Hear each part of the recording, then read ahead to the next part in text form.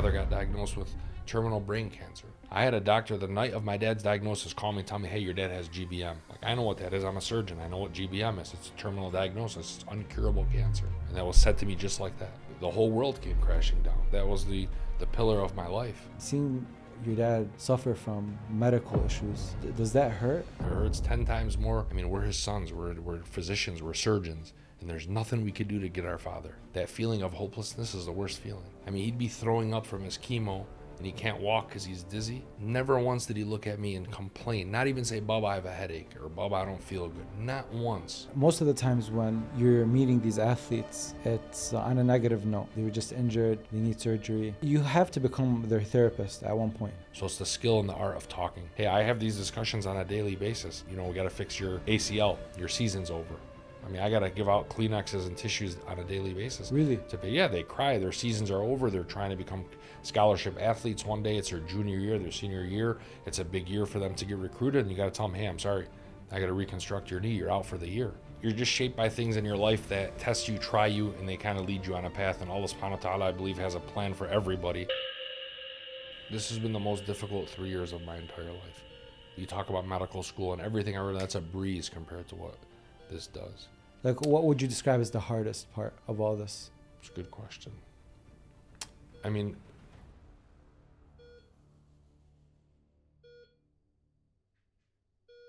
thank you guys for taking the time out of your day and giving this podcast a listen.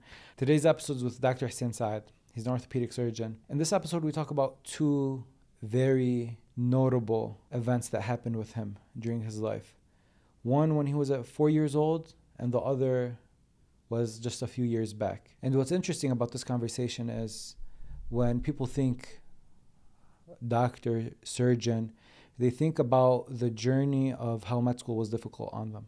But in this situation, it really wasn't. Every time I asked Dr. Hussein about his journey, he made it seem like it was easy, that it wasn't as difficult. But then when you hear about the difficult things that he went through, what we talk about, you kind of sit between you and yourself. And this is what happened to me. You sit between you and yourself and you take a moment to reflect. I wanted to remind you to subscribe to the podcast, like this episode, comment, let me know what you think. There's a lot of gems hidden throughout this conversation. So make sure you stay tuned till the end. And with that being said, let's get the show started. Welcome aboard Middle East Airlines. والمتوجهة إلى طيران الشرق الأوسط يرحب بمدينة القدس العربية. Doc, I first thank you for coming. The way I like to start this off is for you to introduce yourself in the way that you see yourself. And the most physical manifestation of that is when you look at yourself in the mirror. So when Dr. Hussein does that, who does he see? I get it. So my name is Hussein Saad. I'm a son of two Lebanese immigrants, born and raised in this great town of Dearborn, Michigan. Raised upon principles of religion, hard work, and respect, essentially. Give everything I can to come back to my city of Dearborn. You know, I'm a big Dearborn guy deep down inside. At my roots, I'm a brother, a son, a father of 3 beautiful children, and a husband. I believe that all comes before anything I do in life. You know, most of my friends and family know me as Hussein, and people call me Hussein. And when I go in public, Hussein, you know, I'm a physician in my life. I'm an orthopedic surgeon. But in my life outside of work, I'm not an orthopedic surgeon. I'm Hussein Saad, and I think that's what, at my core, who I am. You know, I was born and raised here. I went to Dearborn Public Schools. I went to McDonald School Elementary. I went to Laurie for middle school. I graduated Fortson High School as a tractor. I went on to the University of Michigan, completed undergrad studies there, and then I went on to medical school at Wayne State University. You can tell I'm a hometown person, right? Everything I'm doing is home. So then I did my residency at Beaumont Hospital in Royal Oak, Michigan in orthopedic surgery. During my time there, I really wanted to do sports medicine. You know, I enjoyed sports. I enjoyed sports medicine. So I went on to do a fellowship, so extra training after my residency in essentially shoulder and knee reconstructive surgery, minimally invasive surgery and whatnot. I did that for a year in Cleveland at the Cleveland Clinic, and came back home. And my goal growing up and getting into medical school, I promised myself deep down inside that no matter what opportunities come my way, I'm coming back to the city I grew up in, you know. For someone that lives outside of the city and is listening, we have a lot of listeners from outside. What do they need to understand about Dearborn to kind of relate to the feelings that you feel towards the city? It's kind of hard to explain Dearborn to somebody. You know, it's Okay. kind of hard to explain that, you know, hey, this couple just had a baby, and 90% of the city knows about it right away. It's just that type of community where everyone is very intertwined, intermingled, if you will. It's a very generous community. You know, you can't really tell who the rich and the poor are in this city, because no matter how much money you have or how little money you have, you treat everyone around you the same. Your neighbors, your friends, your family, people you meet for the first time, your mailman, your Amazon delivery man. Whether you're a millionaire or someone who's barely making it, you treat those people exactly the same. The amount of love people have for each other here is special. You know, I get kids call me all the time. Hey, you know, Ammo, I feel old now. Kids call me Ammo, you know, but hey, Ammo, can I come shadow you? You know, I want to be a doctor one day. I have children, kids in undergrad, high school, med school, shadowing me all the time. It's that type of community. If you needed help, everyone's a phone call away. I mean, I can't tell you of another community. If, you know, Allah I did, when someone gets sick, they put on a GoFundMe, within hours they reach their goal. Just a very generous, very loving, very homey feeling community. You know, a lot of my friends, oh, it's time to move. I'm packing up. I'm moving out of Dearborn. I'm going somewhere else. They go somewhere else. I promise you, within a year, they're back in the city of Dearborn. It's something you can't explain unless you come here. And I feel like every person I've ever brought here, whether they've been a big wig or someone who I went to school with, no matter what, they all have the same feelings. They're like the generosity, the love. I mean, you go have lunch at a restaurant, everyone's coming up to everyone. Hello, how are you? People walking in through the door. How you doing? How's everything? How's your family? How's your mom? How's your, you know, and it's an incredible community. Yeah, I agree with you. I agree. It's definitely, you won't find anything like it. And Nowhere. I find it hard to explain, and that's why I asked you, and it's definitely hard to explain. Yeah. There's just something special about it. What do I have to understand about you and what happened to you as a child to kind of understand who you are today? You said you're an orthopedic surgeon. I know there's a story behind that. Yeah, I think, you know, you're shaped by your stories. You're just shaped by things in your life that test you, try you, and they kind of lead you on a path. And Allah subhanahu wa ta'ala, I believe, has a plan for everybody. And I believe in my life I was destined to become who I am. But what you're referring to is, as a child, I was 4 years old, and I remember this. I don't remember this day, but my family remembers this day. I remember bits and pieces of it, but I was crossing the street at dusk time, and my mom was trying to cross me the street, and I didn't pay attention to her, and I crossed the street, and I was hit by a car.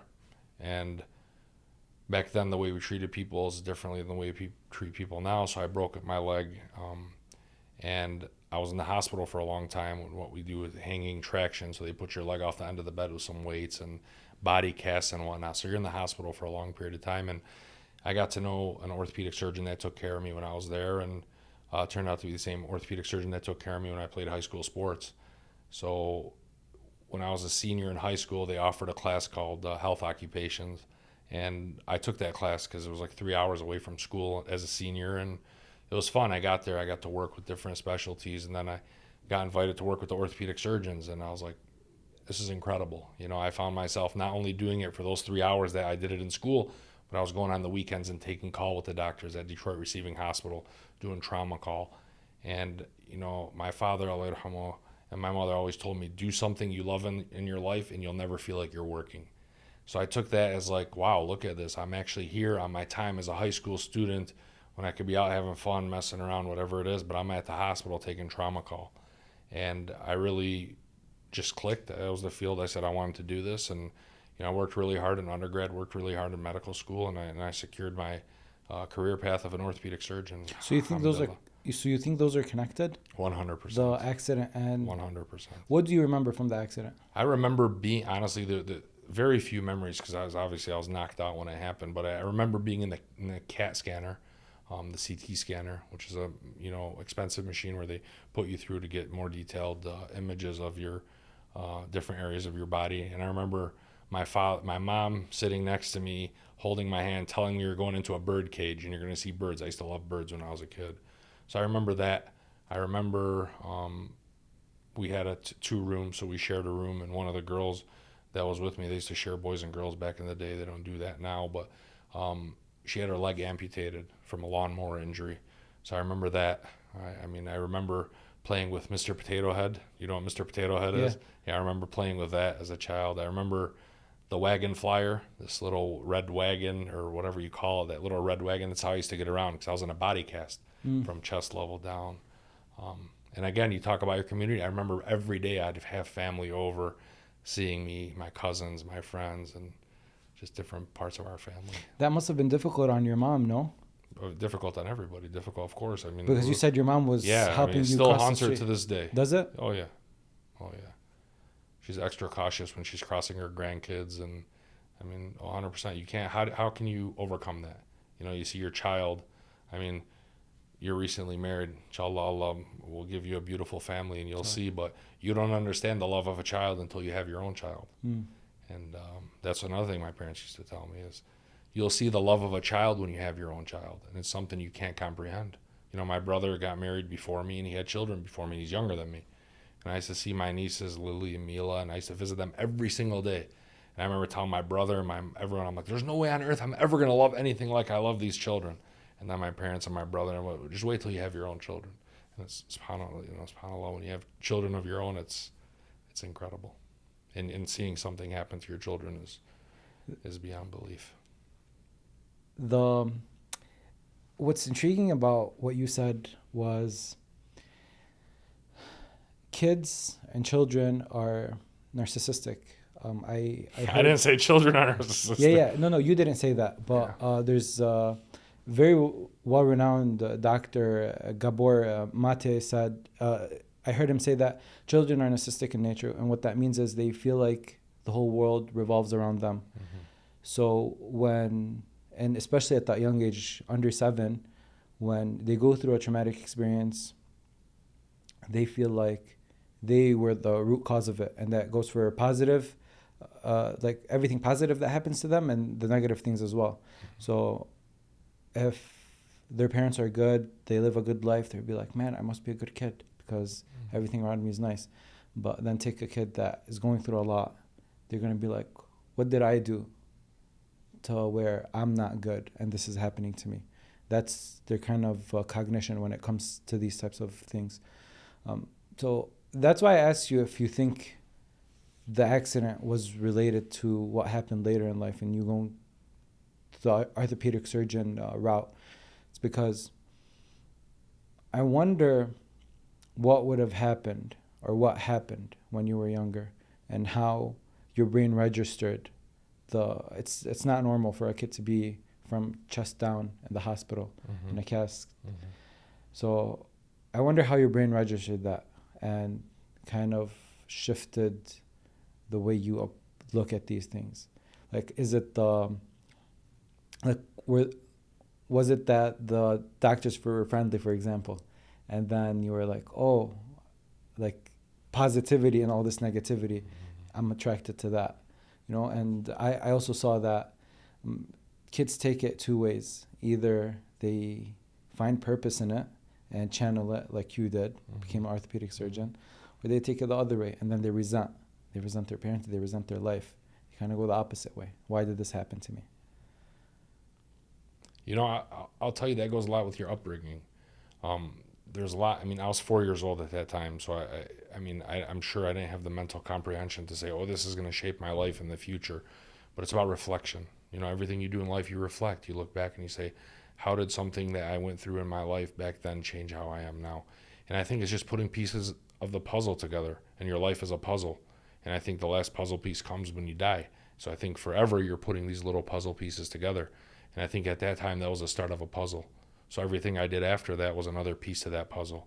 You know, going home in 6th grade and not doing great in a math class and talking to your parents about this. And, you know, the way we were raised, and it still applies to how I think now, is that we were raised in a household where we never ever looked and said, oh, look what's happening to us. This must be because we're bad kids, or this one, see, that's not the way we were raised. We were raised as children in a poor household where we had one car. My father took the bus to work. He never looked at that and said, look, at God's punishing me.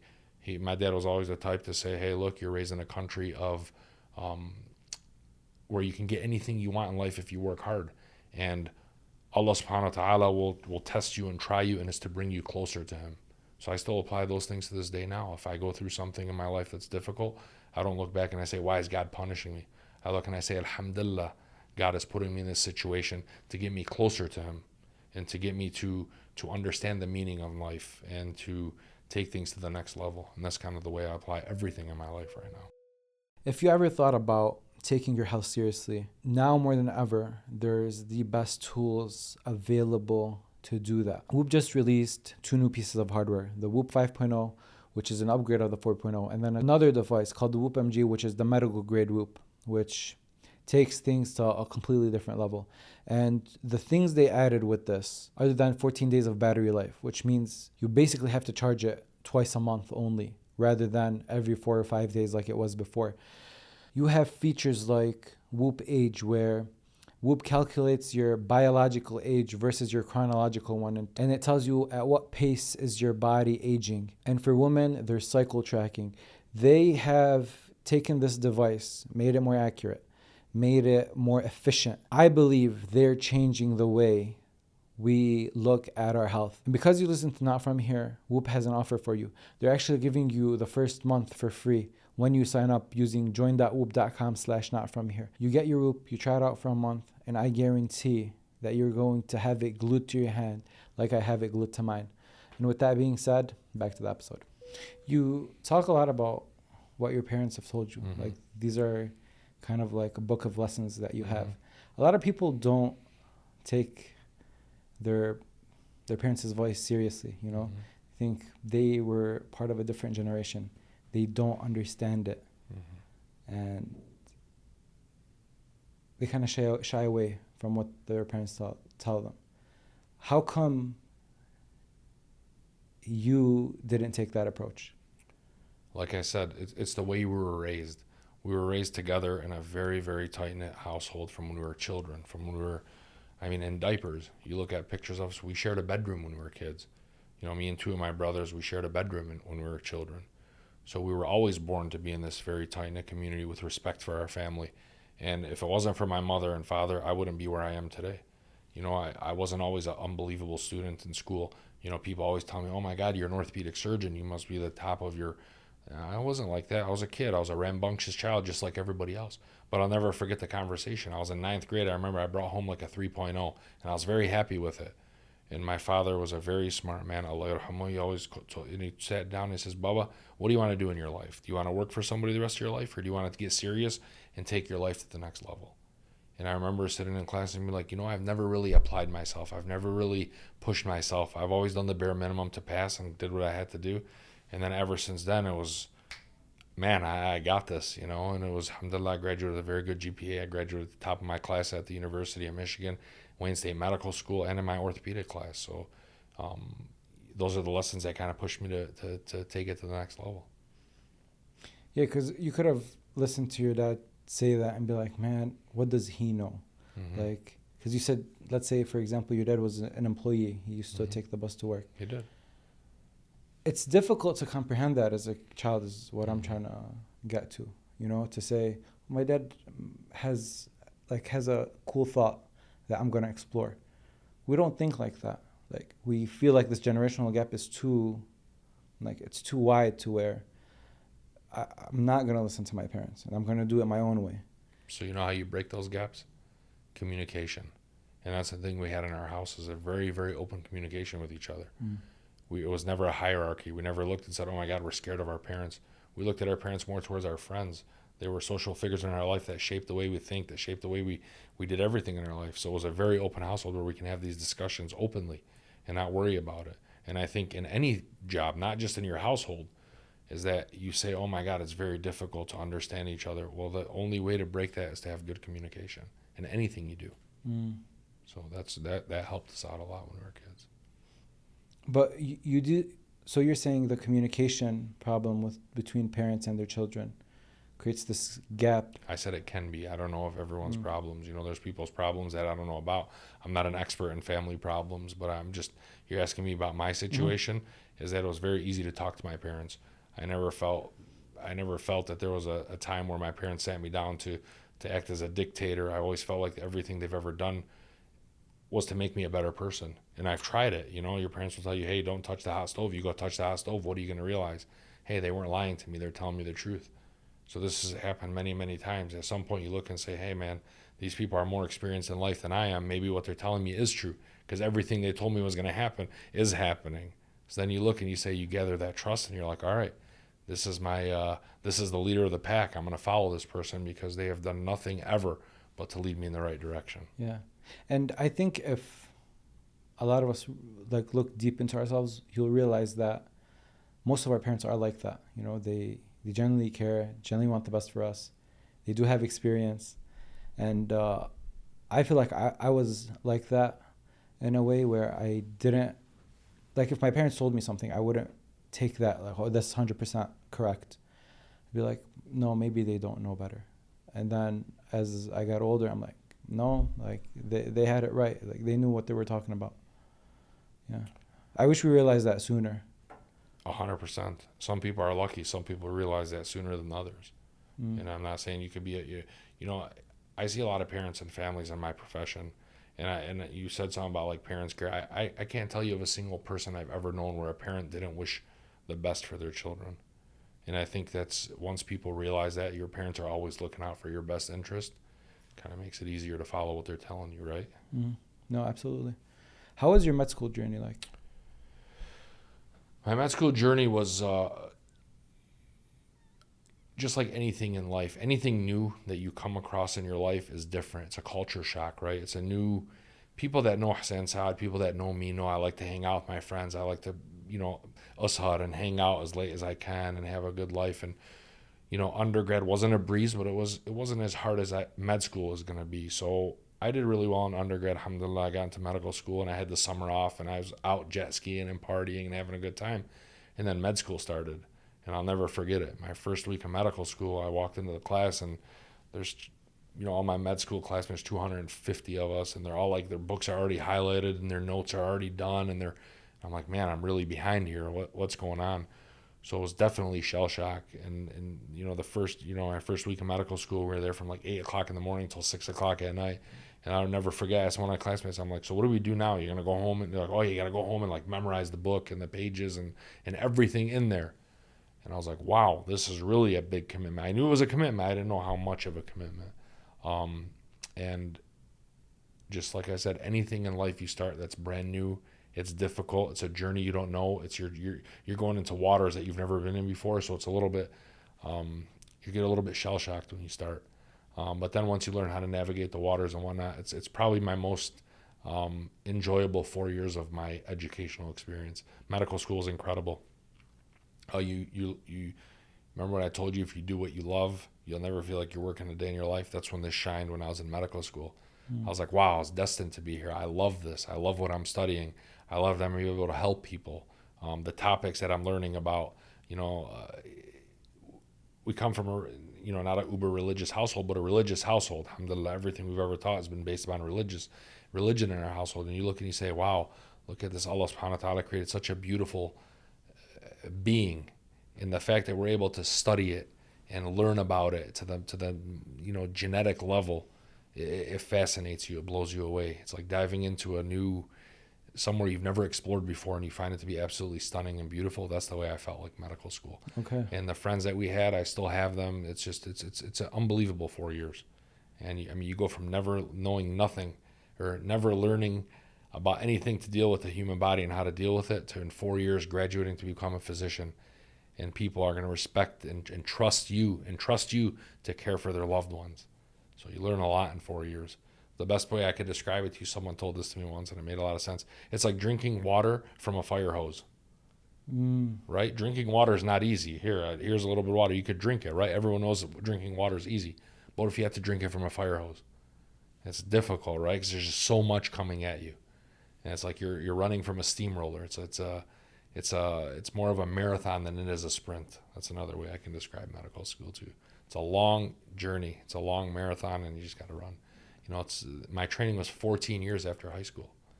I look back at that now and I say, man, how am I going to tell my kids, I went to school 14 years after I graduated high school. But I'll tell you, just like everything, even in life, man, in a snap, it's gone. You look back and I say, man, I've been a physician I graduated medical school in 2007. I'm going on 18 years, After 19 years school, after medical school. So, man, just like everything in life flies by, a blink of an eye. You know what always intrigues me about doctors is I used to work at AT&T, used to sell phones, and doctors would come in and get phones. And I one of my very close friends, he's in medical school and he wants to become a doctor. And I'd always like to talk to doctors because I see how much he studies, how much he puts effort. So I'd always ask them, do you think it's worth it? And a lot of them said no, that if they would go back, they wouldn't do it. And it sounds very different from what you're saying right now. So I'm kind of curious, why is there this difference between someone that graduates after 14 years and says, I'm like, this is the best thing that happened in my life, and another person that says, I wish I didn't do this? This is the best job on planet Earth. Like, I couldn't see myself doing anything else. Well, I could see myself doing one other thing, but in general, this is the best job in the world. I mean, you get to take care of people. You get to change people's lives for the better. I mean, how much better does it get than that? I mean, and to tell people, I see a lot. I train residents, I train fellows, I train med students, I do it all. And I've never, ever, ever found myself saying this is the worst profession I've lived in or I regret anything. If I had to go back and do it all over again, I would 100% do it all over again. So there's zero regret in choosing my profession. So what's the difference on the other side? Well, I don't know. I don't know what fields they're in. I don't know if they did it. Like I told you, a lot of people, I mean, you ever go in our community? It's full of physicians. I mean, it's unbelievable. When I was going to medical school, there was only a few of us, like a few people above us that we can talk to and say, hey, what do I do here? What's your journey like? Help me get through. Can you read my personal statement? Now, when you go to Starbucks, there's 30 children, 30, I call them children, they're half my age, but 30 kids in medical school. Like, I was at a wedding the other day. My cousin got married on Saturday. There was a table in front of us, 15 people on that table, all 15 of them were in medical school.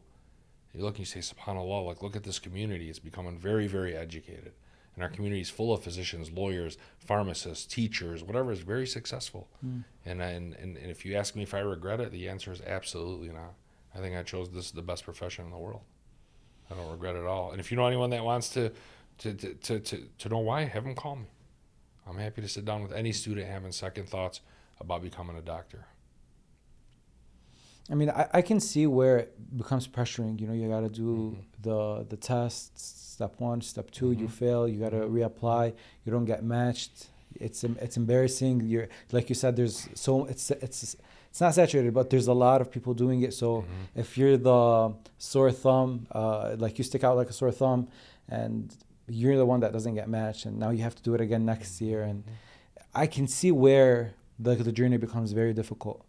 Especially now you're looking at it from a serving people standpoint. Maybe if you're looking at a money standpoint, and you reach the end and you feel like, all right, I'm making okay money, but is it worth the 14 years of my life that are gone? Maybe. I don't know. I think, and not to disrespect anyone, I think they're looking at it wrong. Because if you look and you say, well, I'm doing this job to make this money, is it worth it? And I told you, in life, you have to chase what makes you happy. And I say this in all honesty. If I didn't like this job, I would stop doing this job tomorrow and go do what I love, even if I make 10% of what I make now. You have to do what you love. You literally, in this life, it's short, right? This is a very short life.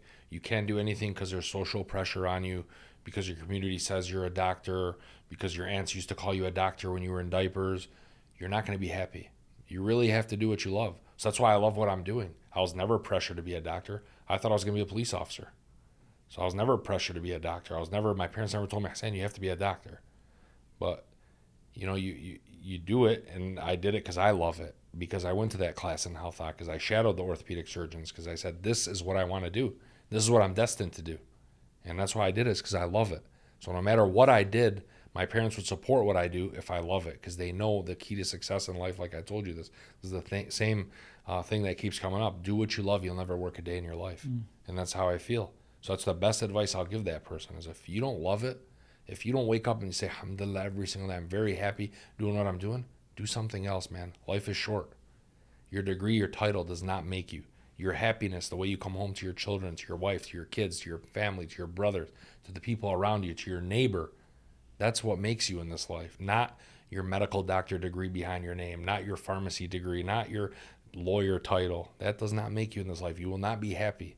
So you really have to do what you love. And I say that with all my oomph, is that I really mean that. Do what you love. If you don't love it, switch careers. Life is too short to be stressed out about your occupation because you're not happy doing it. There's way too many opportunities out there for you to feel like you're claustrophobic in your career choice. It's not a good feeling. Look, I'm 100% on board with what you're saying, and I feel bad for the people that will listen to this and be like, but I don't know what I like, and I don't know what I want to do. And Explore. Jaafar, explore. Yeah. Like I tell people, you say, why is our community great? I promise you right now, if you call a dentist and say, hey, I want to shadow you, there will be 50 dentists in our community that will say, come on in. Hey, I want to work with a civil engineer. Call the mayor's office. I guarantee you someone there will help you get in touch with a civil engineer and see what they do for a living. And that's what makes this community special too, is you have opportunities around and people around that are willing to take you under their wing and show you what they do and give you advice on this career path. And I urge every person to do that. I was on a podcast before and I brought the same title, is we live in a great community. Use your resources. Where everybody knows everybody, man. Every single person in this community knows everybody. So if you really want help choosing a career path of some sort and you don't know how to get that advice, find somebody in that career. They'll take you under their wing and show you the ropes. They say there's 6 degrees of separation between you and any person on the earth. And here Dearborn's there's half. Different, man. It's I'd half like a to see the person. math. I'd like to see the math behind that in Dearborn. It's probably one person. I guarantee you, if I say one person, we can know the entire city of Dearborn through that one person and beyond. Yeah. Dearborn's a small city, but it's a big city. The thing is, I think people are afraid to explore. I remember when I switched majors between 6 and 8 times.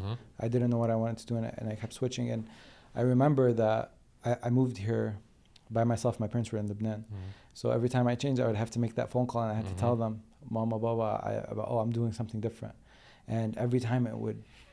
You're worried about them telling you, Allah, come back to Lebanon. It's... The pressure was because they wanted me to come to America to live this better life, and then they see that their kid maybe is confused and doesn't know what they want to do in their life. And I think it's difficult for the parents, but it's also difficult on the guy or the girl that are doing that. So I know exploration is difficult, but it's necessary. There's no way you're going to get to the finish line or get to where the thing that you love if you don't do this exploration. I agree with you. Sometimes paths are very straight. A lot of times there are a lot of bumps in the road, curves in the road, but eventually you'll get where Allah subhanahu wa ta'ala has what's destined to you and for you. You'll get there. And this is the greatest country in the world. You talked about your parents sending you here, and I mean, this is the greatest country in the world. It has opened up opportunity for our community and our people and more than any other country in the world. And it's unbelievable. Like I have a family. I have a brother who's an orthopedic surgeon. I have a sister who's a dentist, and I have a brother who's a dentist. Tell me where else in the world you're going to go like this from a family of immigrants. My parents came here from Lebanon. So your family directly came from Lebanon, Correct. and My then mom and you're dad first were- generation. Correct. I'm first generation here. Okay. And you look at my uncle's children and my aunt's children; they're all educated in this community and in this country, and the opportunities that this country has given us is unparalleled anywhere else in the world. Yeah, I agree. I always say that if you got any random person and you said, I need to drop this person in a place in the world, and if you look at percentages, where is the highest percentage for this person to succeed? It has to be in America. There's no other answer. There's no other choice. There's There's no no other other answer. answer. I agree with that 100%. Yeah. We're living proof to this. Yeah. We have people from all over the world that come to America to become educated. You talk about physicians. There's people that come here to train, do their residency, do their fellowships, and then they take those expertise back to their countries.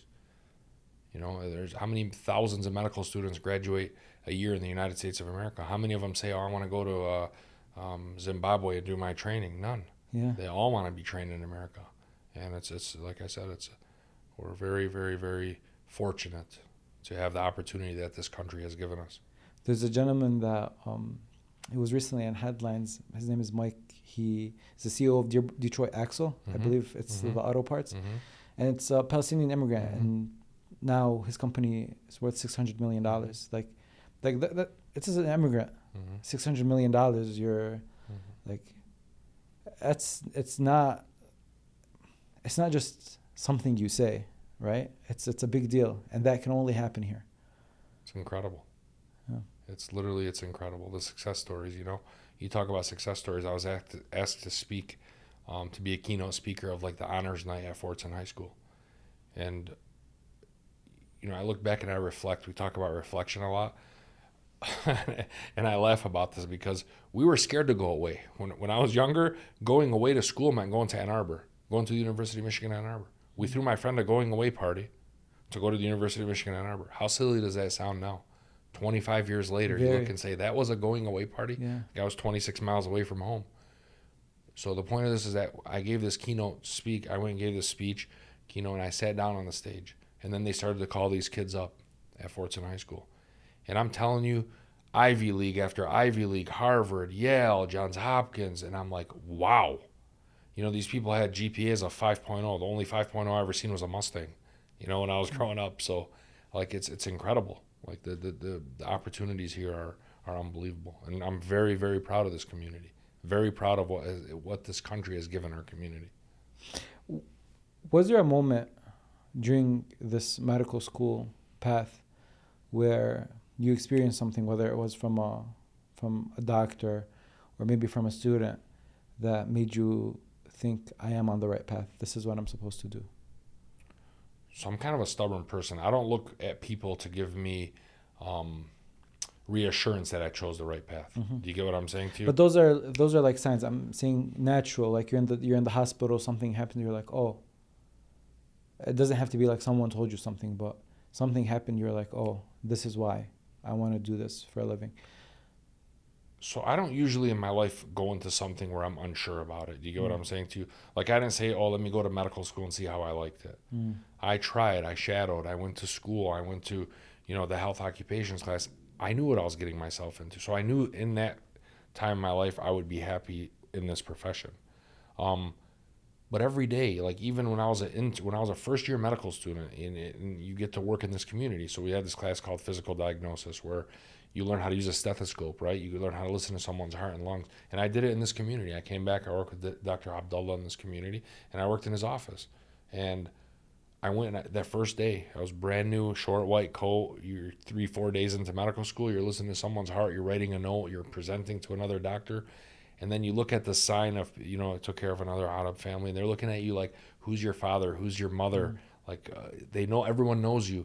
And I went home and I said, wow, look at this. Look how amazing this is. I'm changing someone's life, or I'm doing something to better someone's health and life. And it was just, I realized that, yeah, it's amazing. Everything I did in medical school, I enjoyed, literally.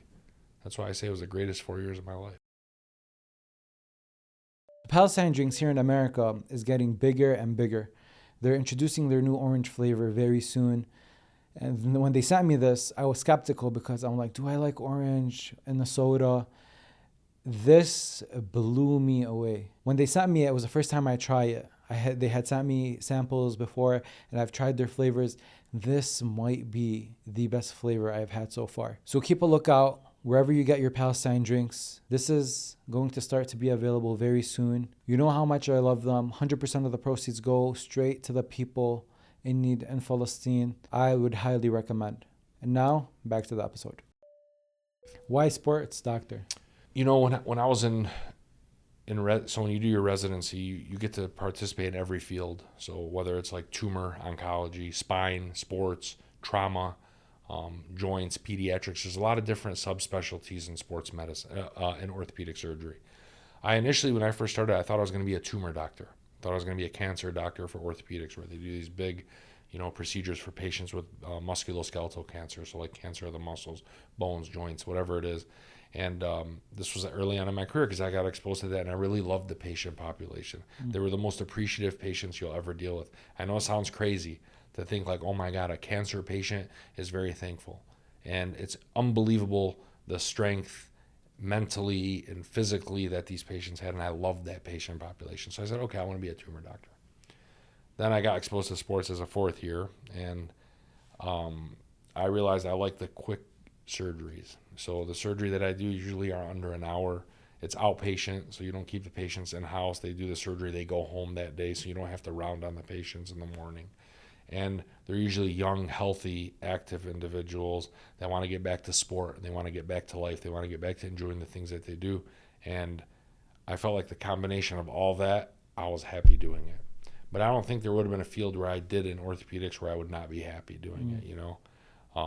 Whether it was you're happier doing certain things, and that's kind of why I tailored myself to that route of sports medicine. You know, it's sad, but when most of the times when you're meeting these athletes, it's on a negative note. They were just injured, they need surgery.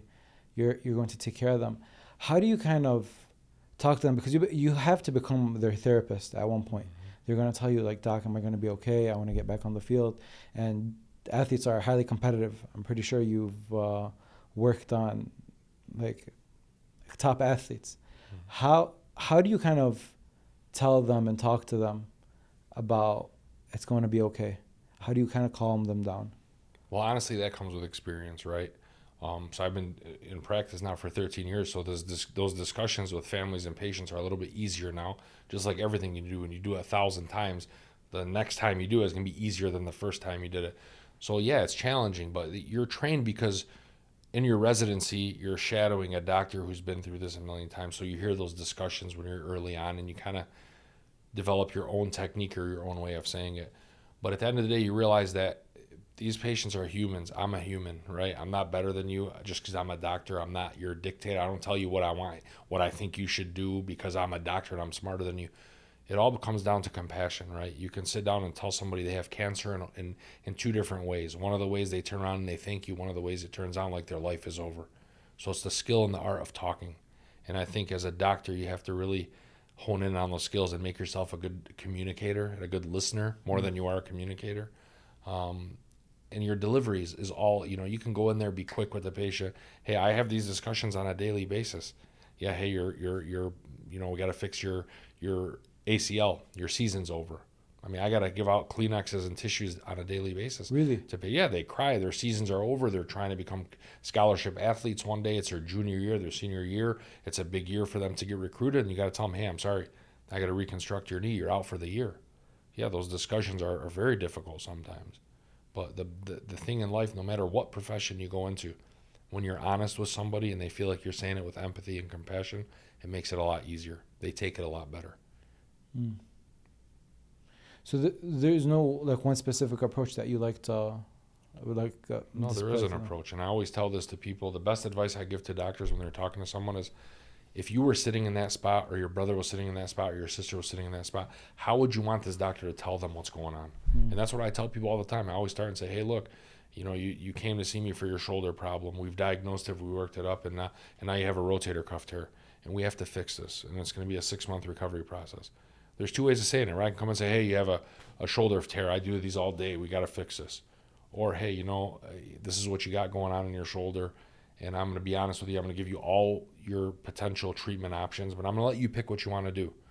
Well, every time they tell me, doctor, what would you recommend? And I would say, listen, if you were my mother and my mother was sitting in that chair, this is what I would tell my mother.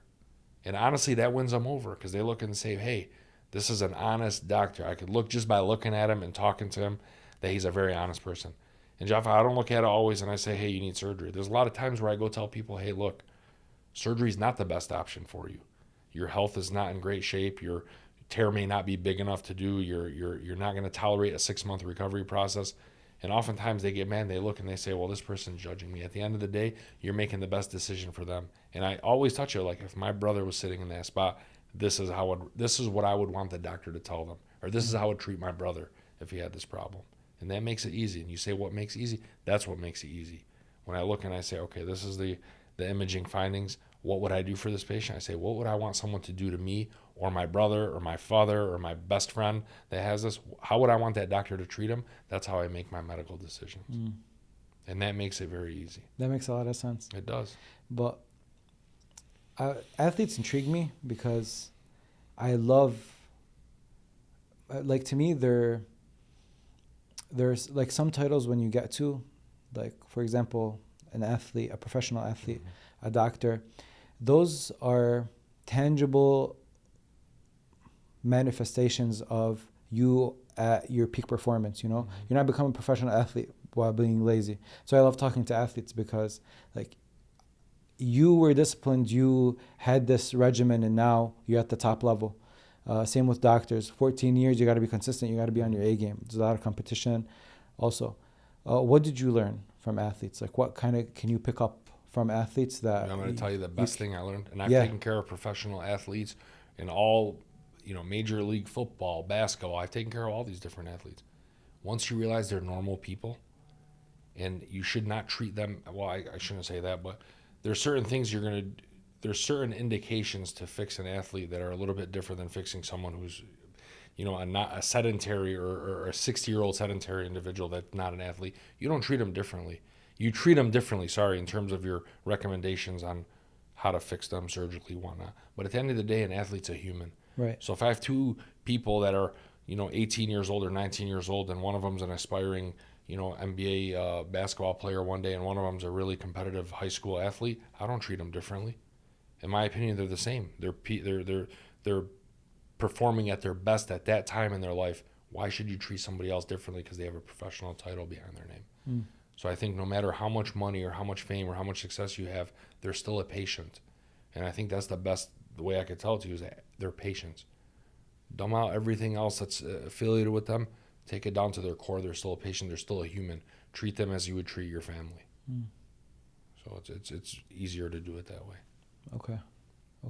Not to look at them as, oh, I have a professional athlete. Do you think they are treated differently? 100%. Oh, yeah. I mean, professional athletes are professional athletes, and they have connections, and they go to the highest level of service. They want things done quicker than normal.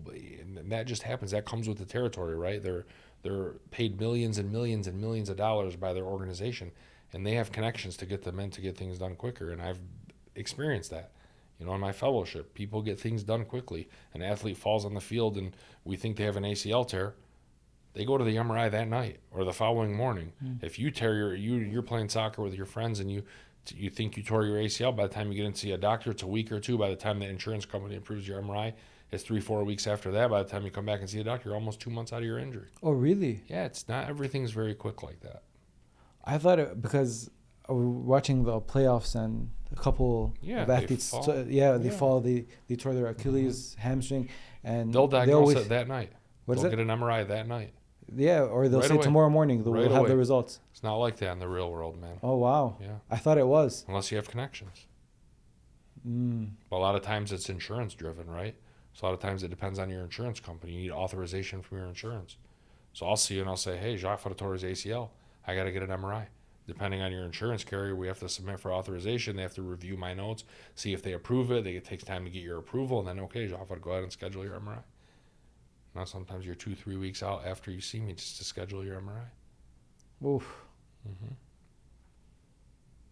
Is that the dark side of, like, is that the annoying part of medicine? Maybe being tied to insurance companies and.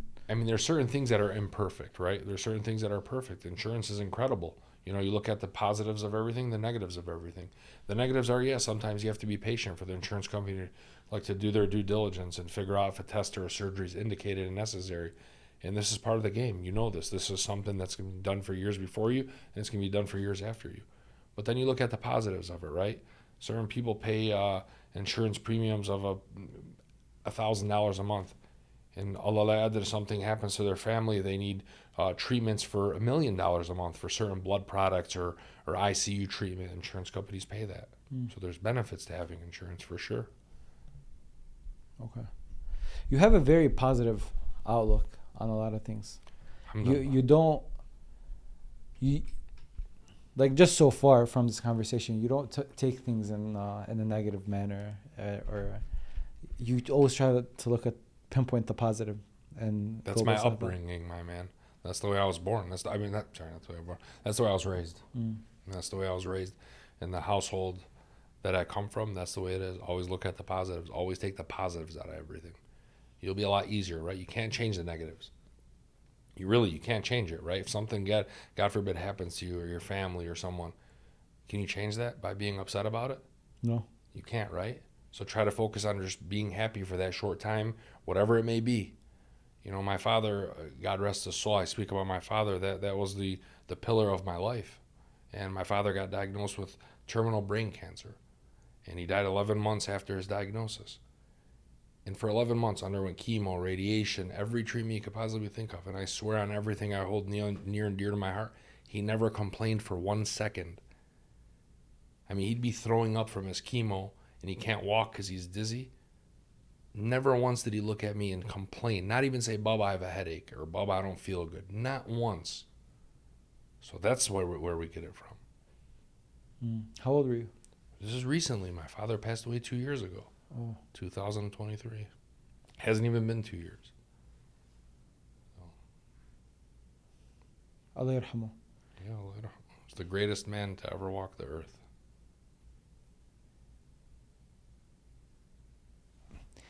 The thing about that is, you lost him at an older, like, you're very aware of everything that's going on. You're graduated, you're in medicine.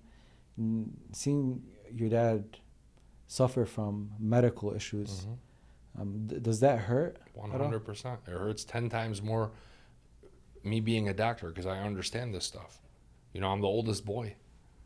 I had to take these news. I had to deliver the news to the family. Oh, you're the oldest. I'm the oldest.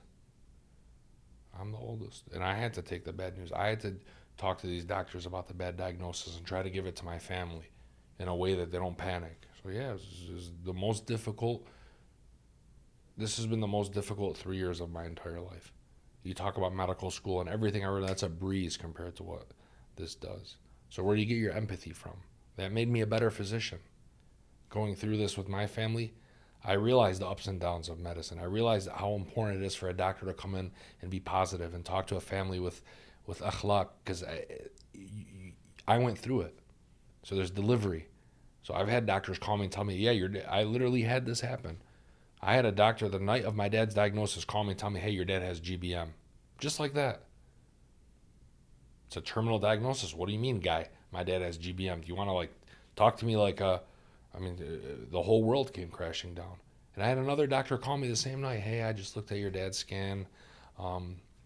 There's a small tumor in his brain. It doesn't look like it's everywhere, which is good. It looks like it's in an area that's resectable. And it looks like, it's an area that even if we have to resect it, is not going to affect him long term. Look at the two deliveries.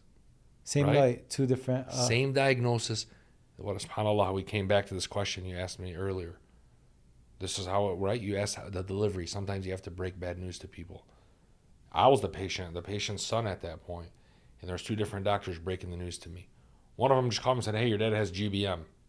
Like, I know what that is. I'm a surgeon. I know what GBM is. It's a terminal diagnosis. It's uncurable cancer. And that was said to me just like that. And I had another doctor, hey, doctor, I just looked at your dad's scan. It looks like there's a tumor. It's resectable. It's in an area that we can take it out. Resectable means... Yeah, it's an area that we can remove the tumor in its entirety. And even if we have to take out some areas, it's not going to likely affect him in speech, cognition, walking, anything like that. So one person made me feel like the world just came crashing down. One person gave me hope that, wow, this might be good, right? Same diagnosis, two different ways of telling somebody something. So, how did you break the news to the family? As I do in my office, very honest. You don't ever lie to people, right? Because people hold what you're saying. You're a doctor. You're their comfort. You're their guidance. You're their... The therapist, you were just saying. Yes. They see the hope in you. Yeah. So I was very honest. My brother, Muhammad's an orthopedic surgeon. My brother Hassan's a dentist. My sister's a dentist. And my mom raised doctors, so she's essentially a doctor, So they know what's going on. They know that something is wrong. They're not... What was happening leading up to that? Like, what are some signs that people... My father ran 7 miles a day. My father ate healthy. If I show you a picture of my father, you'll say, man, he was shredded, muscular, active, athletic, never did anything bad in his life. He ran 7 miles a day of his diagnosis. But I was cutting my hair, and one of my friends who's a police officer called me and said, hey, I need you to come to Military and Outer Drive. I said, why? They said, your dad's crashing into the curb while he's driving. So, of course, I left the barber chair, and I flew there, and I saw my father, and he was mumbling his speech, and I thought something was wrong with him. I knew something was wrong with him. I thought it was a stroke at that point. So I took him right to the fire station in the city of Dearborn. And you say, why is Dearborn great? I knew half those firefighters from the community. They took my father in right away, boom, boom, got him to the hospital right away. And, I work out of the hospital, so I know all these people. We had him in the CAT scanner within an hour. And we got the diagnosis very quickly. And, I knew the neurosurgeon, so I was able to get him transferred to the hospital the next day for surgery. So these are the connections that you have, and it allowed us to expedite this treatment. But every step of the way, you just got to be honest. I was honest with my family. I'm like, hey, this is what it is. Do you tell your siblings first before telling your mom? We were all there. We were all there. So it was like we were all there. I mean, okay. you don't leave your father's side when something like this happens. So we were all there. They knew something bad, and I was just very honest. I said, hey, look, I didn't tell them the way the first doctor told me. I told them the way the second doctor told me. Hey, look, it looks like there's a tumor. It looks like it's resectable. It looks like it's, inshallah, we can get it out, and it shouldn't have any long-lasting consequences from it. But you talk about thinking positive. Think if we thought negative. And you talk about that even when we told my father that he had that. He never once broke down. Because what do you think happens if he breaks down? We break down. Yeah. So that's where we get this mentality. He's the rock at the end of the day. Right. If you see your rock break down, you're done. So that's why he stayed strong. And my mother, the same thing. If she broke down, we're done. And she stayed very strong through it. And that's where we get it from. You talk about being that positive person or having that positive impact. We get it from our parents. Although you guys are older, so even, like, you guys will understand it. You have kids of your own. If your father showed signs of sadness or your mother showed signs of sadness, you can kind of understand it and be like, they're going through a hard time. We can kind of like, they'll do that with kids where they won't show weakness in front of kids because they don't want the kids to break down. But even in front of you guys, they stay strong. Yeah, I think at this time they did it, and they did an unbelievable job of doing it. Because if they didn't, Jaafar, it would have been very different for us. I mean, we were able to stay strong for each other and for him, because it's like a double-edged sword. He stays strong for us, we stay strong for him. Because if he sees us break down, he's going to break down. And if we see him break down, we're going to break down. So, how does the mentality shift? You spoke very highly about your father before we opened the subject up. How does your mentality shift before that diagnosis and after your diagnosis towards your father? This is the man that taught you everything that you know. You were telling us all. You just told me all the life lessons that you understand from him. Your work ethic, where you are, it's directly correlated to your father. How does that shift? So he was my hero before, and he was my hero after. It didn't change. I just realized how strong of a human he was, because he preached all this stuff to us growing up in our life. And then when he went through it, he did exactly what he preached to us. So you look at him and you say, that's a hero. That's my hero. You practice what you preach, and he did that. He taught us all these life lessons. Be strong for your family. Be a good father. Be a good husband. Be a good person. Have faith in Allah subhanahu wa ta'ala, because at the end of the day, Allah subhanahu wa ta'ala will take you to the right path, and everything's written and destined for you. And he went through it. And he did exactly as he taught us. So he was my hero before, and he's still my hero. So nothing changed. How long from the diagnosis until him passing away? 11 months. Okay. That's the usual time course for that disease. It's the worst possible disease on earth. How was that year like? It was the most miserable time of our life. It was the most miserable time of our entire family's life. 5 days a week of chemo, 5 days a week of radiation, chemo every other week, I believe. And this was a year. It's rough. It's rough on the family. It's rough on the person. It's rough on the family. It's rough on everybody. Did you ever have hope that, okay, like the second doctor told you, like, hey, maybe this will actually be good? I did not lose hope in a full recovery until the end. until I realized this is it. And then you lose hope, because you say, all right, there's 3 other physicians that are telling us, and I know this because I'm a doctor. I'm not, sometimes you want to look and say, oh, I'm dumb, I don't know what's going on. But at the end of the day, I'm a physician. Yeah. I've learned this, I've studied this, I know what's going on. So at the end, when I knew there was nothing else we could do, that feeling of hopelessness is the worst feeling.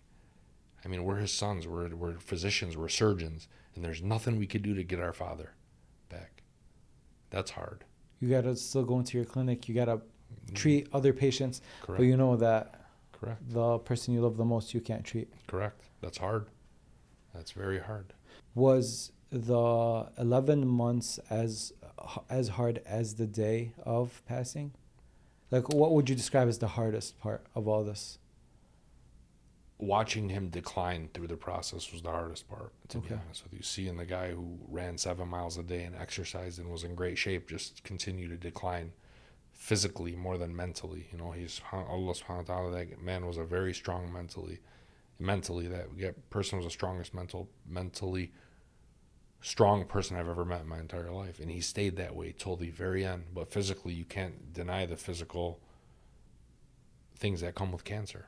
Right. I mean, he withered away in front of us, couldn't walk, couldn't talk, couldn't eat, couldn't do that stuff.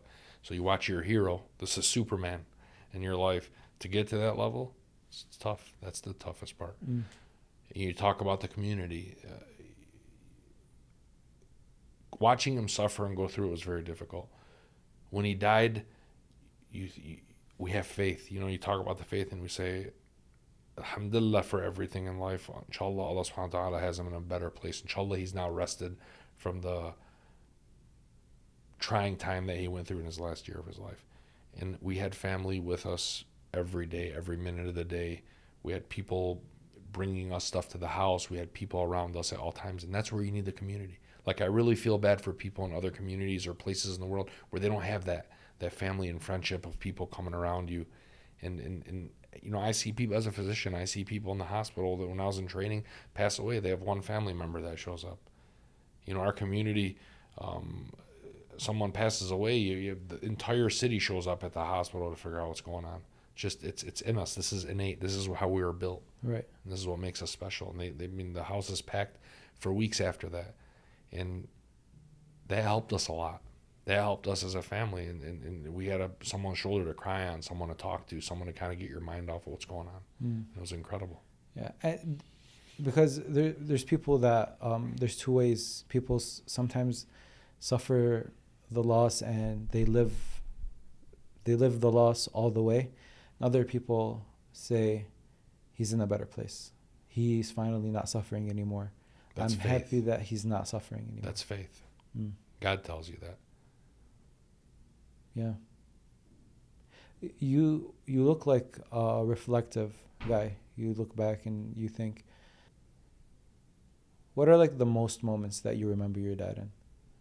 Like, when you look back at your dad and everything that he taught you and all the moments you spent together, what are some moments that stand out to you personally?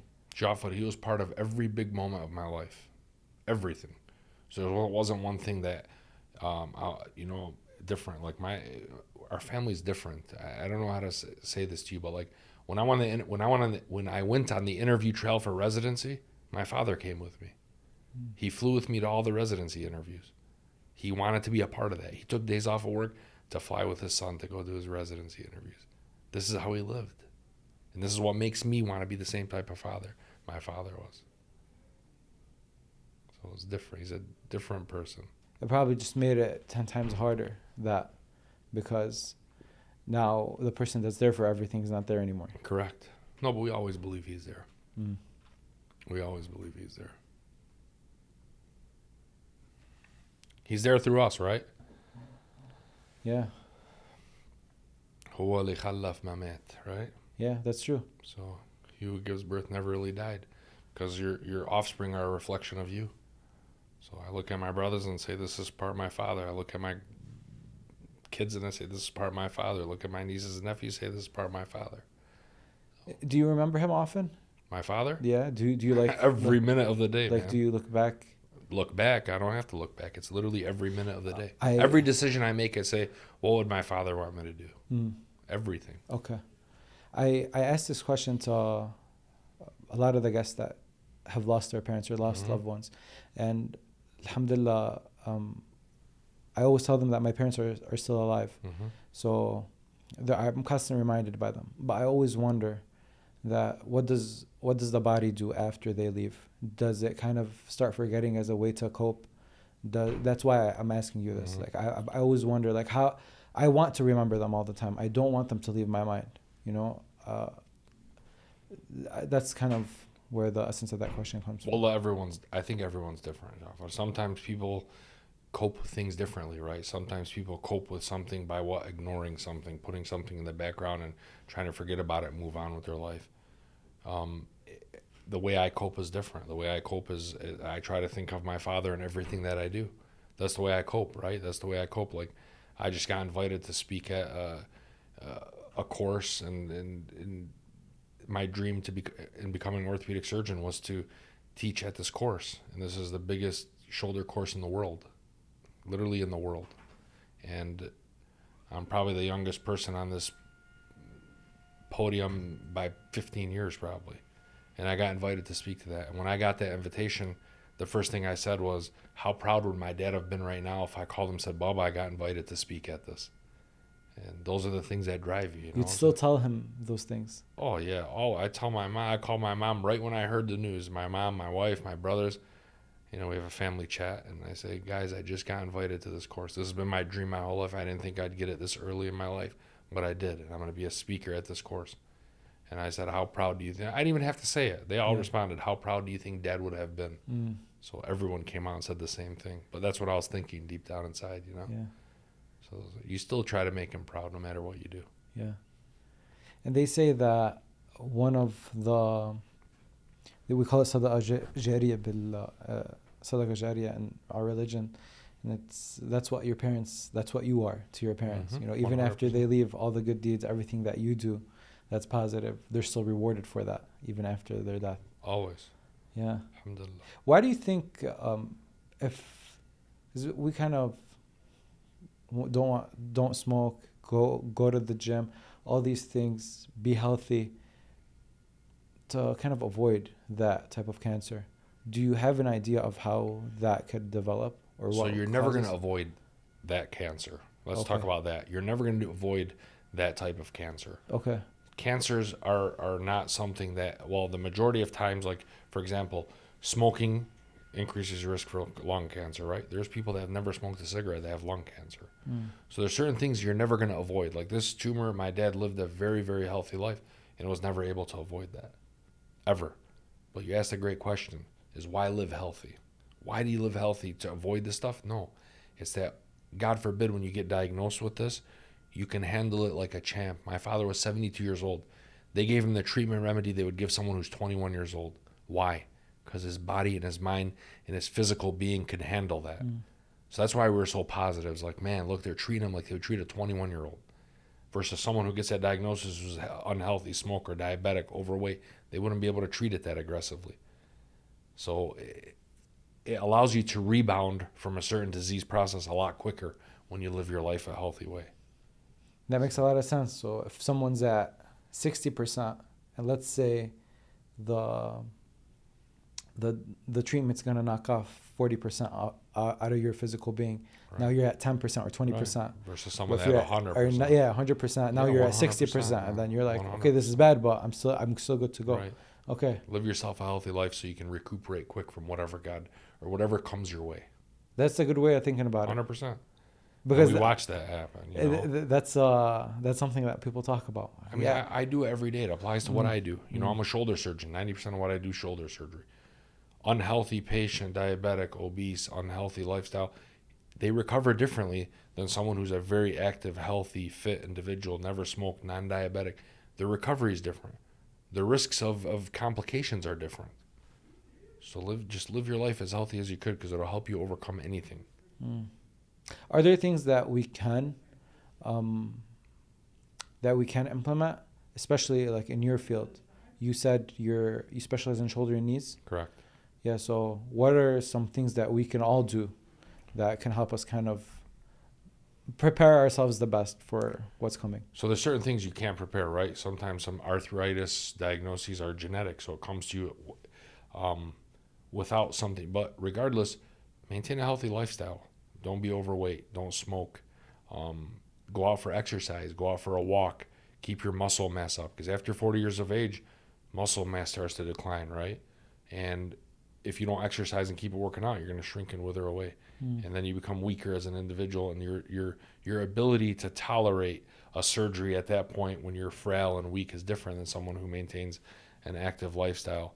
For bone health, osteoporosis, if you don't use the bone, you lose the bone. So people that are not very active, that don't exercise regularly or whatnot, get brittle bones, versus someone who's a marathon runner, who's an active individual, their bones are very strong at that age. So the risk of developing stress fractures and certain fractures go down significantly when you're in shape. Do you like strength training or cardio more?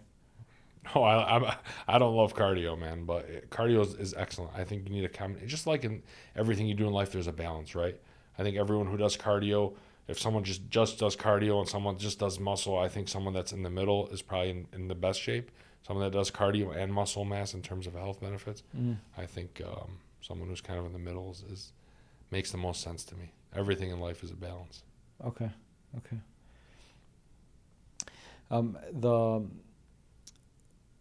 I used to get upset when parents say at 50 that we're done. Like, exercise, this stuff, we'll go on a quick walk. My mom used to tell me that walking while she's grabbing groceries is like her workout. Like, no, like your knees hurt, we need to work on, you need to go work out, work out. And hearing that your dad was 72 running 7 miles is very inspiring. Yeah, I'll show you his picture after this podcast. It's very inspiring to think that at 72 someone was able to run 7 miles in a single day. Every day I have family pictures and videos of us at Disney, and my father's older than me by 30 years, and he has my children on his shoulders walking Disney miles upon miles. You look at that and you say, this is why I want to keep in shape, because I want to be able to do this for my children's children, just like my father did it for me. You see people 60 years old in wheelchairs in these parks. Then you see someone who's like my father, who's great shape, did everything he can to keep up a shape, and gets around, walks around, and does nothing affects him. What's the best piece of advice you've ever gotten? It's a good question. I mean, the best piece of advice I've ever gotten, it applies to everything, is do what you love, and you'll never work a day in your life. Because that applies to anything. That applies to helping me choose my career path. That's probably the best piece of advice I've ever given me. Do what you love.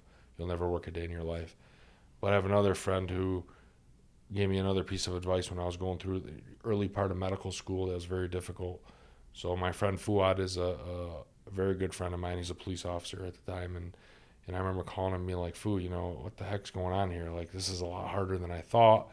It takes a lot of work. I'm going to do it, but it's difficult. And his answer to me at that time, I'll never forget it, was like, what'd you think you were going to do? Go in medical school, get a white coat, shake a couple of people's hands, and go take care of people? Of course you're going to have to work hard. This is what it is. But he wrote me a card the next day and brought me something for graduation, and it says, make every day count. Make every day count. And that was a huge, inspiring word that was told to me when I was younger. Why? Think about it. If you make every day count and you go to sleep every single night and say, alhamdulillah, I made that day count, how else can you do better in life? You're guaranteed success. And if you're not guaranteed success, guess what? You're not going to be upset because you made that day count. You did your best that day. What can we ask more from you, Jaafar, than to say you did your best? What more can I ask you? Hey, I just ran today. I gave it all I did, my best. This was my best. There's no failure after that. You did your best. So that was a good piece of advice. Make every day count. Give it your best. Give it 100% that day. Go to bed that day happy and say, alhamdulillah. You look back and say, yeah, I did it. And that helped me a lot. Because I was like, you know what? I made today count. I'm not worried about tomorrow. I made today count. You dissected that very well, because in a world we live in, and there's a lot of motivational speaking, and there's a lot of this talk. So if I tell someone make every day count, they're gonna be like, all right, I've heard this before. This is not the advice that I'm looking for. But when you dissect it like that, and you go deep into it and you think about the consequences of making every day count, then it makes a lot more sense. Right. And I heard this once, and it's when you actually try your best, it's almost impossible that you don't succeed if you're actually trying your best. Correct. You know, like Hussein, you and yourself, you know that I did my best today. It's difficult for you to fail. You won't fail. What's failure? You know, in your own mind, do you feel like you failed? If you did something so hard, let's say whatever it may be, let's say you're trying to run the Boston Marathon, and you worked so hard for 3 months to get into this Boston Marathon. I don't even know if there's a qualifier for it. I'm just speaking out loud. I'm not a marathon runner, but let's say you did it, and every day you worked. You went on this app, you bought the app, you did the training every single day. Today you run your short run. Tomorrow you did your long run. You ate this many carbs. You weighed your chicken. You did everything. At the end of the day, you get a letter in the mail that says, Jaafar, sorry, you did not make the qualification for Boston Marathon. Do you think you failed? No. Why? Look what you did in your life. Yeah. You exercised, you worked out, you ate healthy, you mentally trained for 2 months, you were on a strict regimen. You showed yourself that, hey, I'm capable of doing whatever it is in life.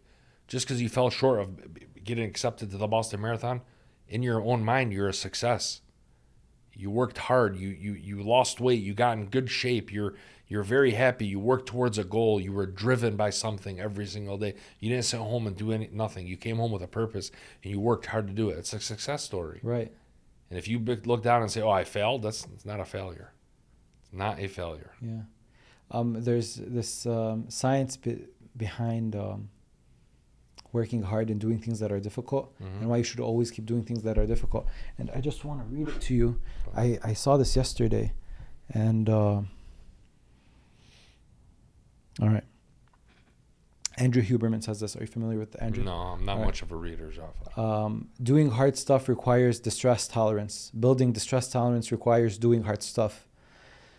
There's no easy entry point. It gets easier by way of recognition. You think, I've been here before.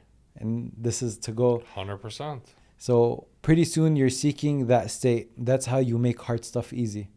You know, so that's kind of like the mentality. You keep doing hard stuff, and when you get this uncomfortable feeling, you're like, oh yeah, this happened yesterday too, and I got over it, so I can do this again. And just by repetition, you're going to excel. 100% truth to this. It's 100% true. No matter what you do, like, you know, we go back to my father. When my father passed away, I went through a little bit of grief. Not a little bit of grief, a lot of grief. Grief is uncomfortable. It's a position I've never been in my entire life. The feelings and the emotions I was having, I've never experienced in 43 years of my life. Do you think it was scarier then, or it is now when you have some grief? Then, because you've never experienced it before. It's a scary thing. You're like, what am I feeling? I'm having this anxiousness. I don't feel right. I'm very sad. I'm this. But now if something like that happens to you, what do you say? I've been here before. I've been through this. This is easy to overcome, right? Be strong, stay healthy, stay around your family, go out and exercise, do this stuff. So yeah, back to your stories. Once you experience something, hardship, you know, another thing you say is like, with every hardship comes ease. Who says that? Allah subhanahu wa ta'ala says that, right? فَإِنَّ مَعَ الْعُسْرِ يُسْرًا, right? Yeah. So with all hardship comes ease. So when you look at that and you get back to your faith, God teaches us this in the Holy Quran. Yeah. That with hardship comes ease. So at the end of the day, especially if you've been through it before and you apply that to it and say with hardship comes ease, you'll get through it. You know, something about that verse in particular, in Lebanon, our religion teacher told us this, and someone was saying the verse and they said, إِنَّمَا بَعْدَ الْعُسْرِ يُسْرًا, so after hardship comes ease. And she corrected it and she was like, no, مَعَ الْعُسْرِ يُسْرًا, so with hardship comes ease. Correct. So God doesn't wait for hardship to end to get you the ease. He actually starts easing it with the hardship. 100%. And that makes a very big difference. And I thought that was cool to think about. God will not burden a human more than they can tolerate. I'm a believer of this. Yeah. When you were going through that grief period, did it ever occur to you, I'm reaching my limit to how much I can tolerate? No, I'm a strong-minded person. And I have faith, right? I'm faithful to my core. And I knew that no matter what God would send my way, no matter the feelings I would have, they are normal, and I'll get through the feelings of grief and sadness. I mean, I just lost my Superman, right? So at the end of the day, when you sit and reflect, you say, back to your faith, فَإِنَّ مَعَ الْعُسْرِ يُسْرًا. With all hardship comes ease. Yeah. And it'll get better. And it did. Did you find yourself in a position where you had to be that rock for the family because everyone was grieving and you needed to be that for your brothers, for your sister, for your mother? 1,000%. The oldest son. I'm the head figure right now, right? My father passed away. I'm the oldest boy in the family. I mean, there's a lot of Instagram videos about it. It's about the things the oldest child goes through in their life. And they're very, very true. Go read about it. Yeah. So Jaafar, I had 3 brothers, and I had 2 brothers and a sister. Alhamdulillah, they're all smart, educated, married to wonderful people, and have great homes that they can go home and have somebody to kind of lean on and talk to and do all that stuff. But what if I collapsed during this? What if they saw me going through it and I collapsed and I went, bonkers and said, I can't deal with this anymore, and I'm very stressed out and I don't want to deal with this anymore, and they saw me crumble. What do you think would happen to them? They're going to crumble. Right? Yeah. It's just human psychology. How did you make it easier on your mom during that time? Well, my mom is a saint. She's she's the strongest person I know in my life right now, and it made it even stronger to watch her go through what my father was going through, and still have the kids over every Sunday for breakfast, and we still do it to this day. She still has Thanksgiving dinner for the entire family, even when my father was going through it. Ramadan, every day was at her house during Ramadan. So she never ever crumbled what she did, and she never ever crumbled as a mother. She never crumbled to the point where she became different towards us as a mother while she was going through it with my father. And guess who was taking my father to the hospital every day? 6 o'clock in the morning till 1 o'clock in the afternoon, every single day, to his chemo, to his radiation, to do everything. My mother. But never once asarat ma'ana, ever. She would never miss anything for the children. She'd be at every one of their soccer games. She'd be at every one of their football games. Every Sunday was breakfast at Tata's house. Every day, time there was a birthday, my mom was there with my father. It was difficult, but she did it. How did they end up in America? My father, his brothers were Saad Brothers Supermarket. I don't know if you've heard of them. They were probably one of the first Arab American supermarkets in the city of Dearborn. So they sold lahmi and groceries and all that stuff. And their oldest brother, Yahya, one of the greatest men I know in my life too, my uncle Yahya, my dad's older brother, came here first in this country. He was the pathfinder for the family. Literally came here with nothing. I mean, one day, even not on a podcast, I want you to sit and talk to my Ammo Yahya. Just tell me what brought you to this country. If you ever hear this story, wallah, you'll look and you'll laugh inside and say, how did this man come here with $5 in his pocket, a one-way ticket, and does not know where he landed? I want you to talk to my Ammo Yahya one day about this. It's funny, and he tells us to this, but this is what keeps us grounded, we go back to our core. He literally walked the freeway to Dearborn from the airport. From the airport? From the airport to Dearborn. And $5 in his pocket, nothing to his name. And came and worked hard and started working at the factory. And guess what? This great country accepted his family to come here and brought the brothers over here. They opened up Saad Brothers Supermarket. And they all have children now. They're all doctors, whatever it is, successful people in this family. And they came from nothing. They came from my uncle Yahya coming to this country. How old was your Uncle Yahya? He came, I want to say, in the early 70s. He's probably born in 1950s, probably early 20s. I mean, lived at, I want to say this, is I think he stayed a few nights when he first came here at Lapeer Park in the South End. Outdoors. Sleeping on a bench until he found someone from the community that heard. You go back to the community, there's only a few Arab American families here. Someone heard through the grapevine that Yahya Saad was here, went and found him, gave him a place to stay in his basement. And still to this day, my uncle Yahya will id'i for him and say a prayer for him every day, and this person's passed away. What does he do now? My uncle Yahya is retired. That's enjoys his grandkids and his children. They're all successful as well. But they brought my father. My father was the only educated person out of that whole family. So they paid for him to go to school and to become educated. My father was a mathematician. He retired as an executive from Blue Cross and Blue Shield. So he's a very successful person in his life with a high title, and they came from nothing. Didn't even speak English when they came to this country. That's a cool story. You got to talk to Yeah, you got to talk to my Amu Yahya Let's one set day. it up. Yeah, Let's set it up. He'd be a great person to talk to. I'd love to. He's a kind soul. Yeah, I'd love to talk to him. What's one thing that we didn't talk about today that you think we should have?